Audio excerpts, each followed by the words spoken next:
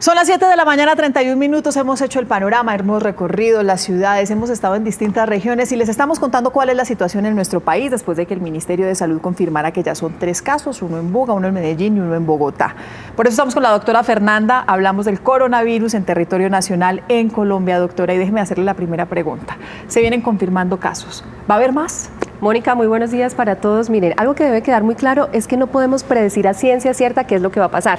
Esto es un virus nuevo con el que estamos conviviendo hace 2 meses, entonces todo esto puede ser un panorama cambiante. Sí es muy probable que se sigan confirmando más casos aislados, importados, así como ha venido sucediendo no solamente en el país, sino en el resto del mundo. Pero también es muy probable, Mónica y televidentes, que se convierta en un brote, es decir, que no haya necesidad de que la gente salga de viaje para que adquiera el virus o se infecte, sino que el virus empieza a circular dentro de nosotros, así como circulan otros virus respiratorios.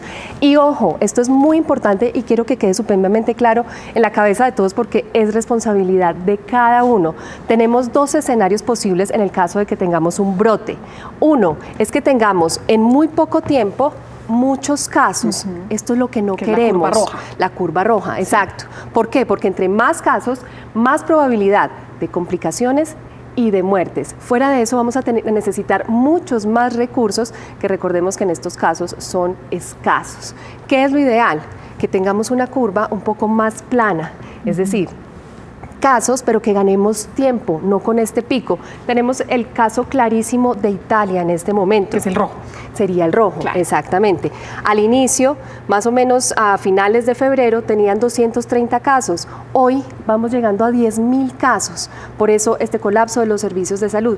Pero ojo, esto pasa en Italia, pero ¿qué pasa, por ejemplo, en Singapur?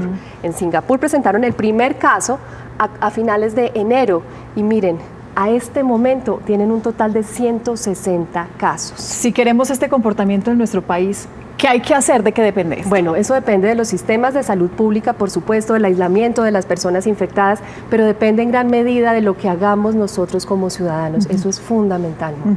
Doctora, hay un tema que genera mucha preocupación frente a este virus. Como es desconocido, como no sabemos cuál es su comportamiento, como de todas formas hay alarma también en el mundo, no sabemos de los infectados, quienes presentan estos síntomas, cuánto van a morir. Hay miedo de si me infecto, puedo morir.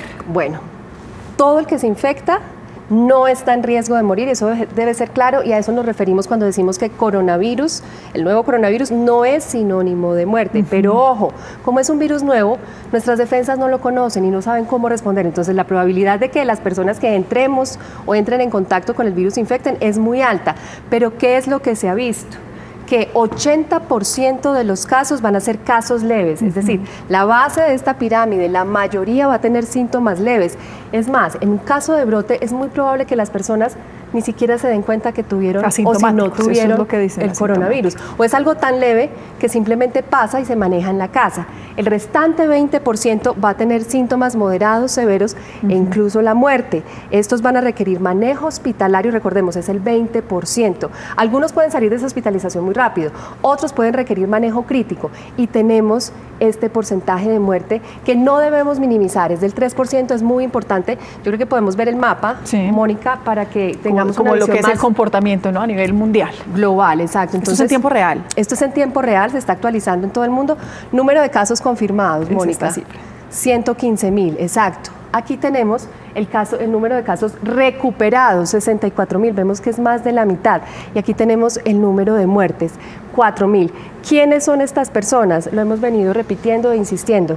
Personas mayores de 65 años, personas con enfermedades crónicas. Entonces, aquí debemos tener un foco de atención cuando hablamos de prevención. Doctora, hablemos otra vez de esas 2 curvas que me parecen tan importantes para tratar de que la curva sea la moderada de la que usted nos estaba hablando, la azul, para que ustedes recuerden hay un montón de prevenciones que nosotros podemos tener. Si hay un sistema de salud, si hay unos protocolos, el gobierno está cumpliendo con ellos, pero nosotros, ¿qué tenemos que hacer? ¿Cuál es la etiqueta en este caso? Usted mencionaba esa palabra que es la etiqueta respiratoria. Así como uno tiene una etiqueta en la mesa, como el comportamiento, ¿no es así? Exacto, ese comportamiento, uno también debe comportarse frente a los demás cuando tiene síntomas respiratorios, Mónica. Uno no tiene por qué exponer a las demás personas a sus secreciones. Entonces, por eso insistimos tanto en esto. Ahí está la clave del manejo. Entonces, por ejemplo, un tema como el lavado de manos, Mónica, Mónica, ayer desde todo este tiempo lo hemos venido diciendo, no necesitamos productos especiales ni jabones sofisticados, es el jabón que usted compra en el mercado, el que tiene el cosmético en el baño, la clave está en hacerlo con la técnica adecuada.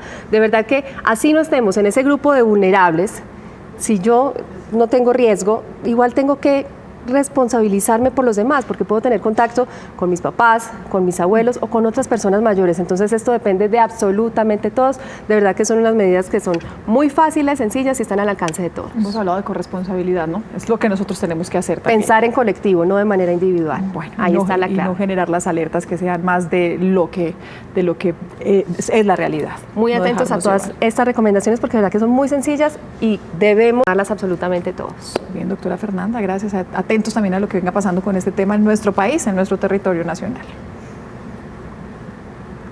Responda a esta pregunta. ¿Tiene síntomas respiratorios? Si la respuesta es no, debe mantener unas medidas básicas de prevención. Lavado frecuente de manos. Es la herramienta más importante para eliminar ese y otros virus que puede adquirir. Limpieza de superficies. Porque los virus pueden vivir sobre superficies que usted toque como un teclado. No lleve sus manos a la cara. Porque si tiene el virus en la mano, va a entrar a su cuerpo a través de los ojos, la nariz o la boca. Además, distancia social. Evite saludar de beso y abrazo, manténgase al menos a 1 metro de distancia de otras personas y en especial, evite contacto con enfermos. Por el riesgo de contagio y recuerde que si no tiene síntomas, no necesita tapabocas. La mascarilla sin lavado de manos no sirve, le da falsa sensación de seguridad y se lo está quitando a alguien que sí lo necesita. Pero si tiene síntomas respiratorios, además de las medidas anteriores y las manifestaciones son leves, es decir, tos seca, congestión y secreción nasal o dolor de garganta, por favor, quédese en casa. Así se protege usted y protege a los demás. Use tapabocas, cúbrase al toser. O al estornudar también puede usar un pañuelo desechable. Hidratación. Tome abundantes líquidos y esté atento a señales de alarma como fiebre persistente, dificultad para respirar, malestar intenso. En este caso, consultar y usar todo el tiempo el tapabocas. No entrar en pánico, doctora. En esta época de contaminación ambiental, de cambios climáticos, hay síntomas respiratorios que no necesariamente son el COVID-19. Exactamente, entonces esto es un tema de todos, de verdad que ese llamado a actuar de manera responsable, no solamente con nosotros, sino con los demás. Ojo con aquellos que están diciendo es que esto es una gripita, no podemos subestimar, no podemos minimizar, no podemos comparar. Tenemos una realidad, un virus que tiene un potencial, pero ya nos dimos cuenta cómo nuestra forma de actuar puede cambiar ese comportamiento. Entonces, ese definitivamente es el llamado para todos. Gracias, doctora.